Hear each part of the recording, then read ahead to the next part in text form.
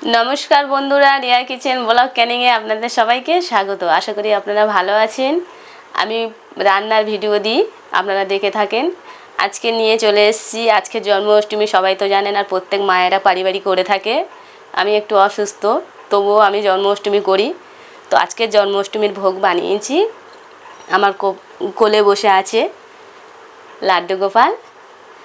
আর কি কি বানিয়েছি আপনাদের সঙ্গে শেয়ার করব, আপনারা দেখতে থাকুন।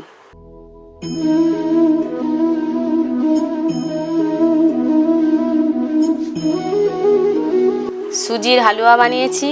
এই থালাতে 3 রকম পদ রয়েছে।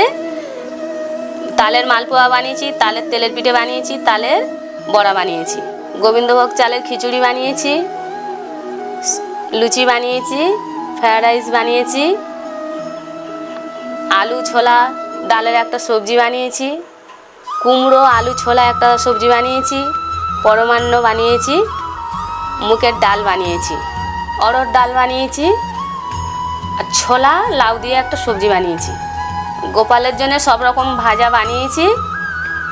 আলু ভাজা, চিচিঙ্গে ভাজা, লাল বিট ভাজা, কাঁকরোল ভাজা, পটল ভাজা, উচ্ছে ভাজা, কাঁচকলা ভাজা, বেগুন ভাজা, বটবটি ভাজা, 7 রকম শাক ভাজা।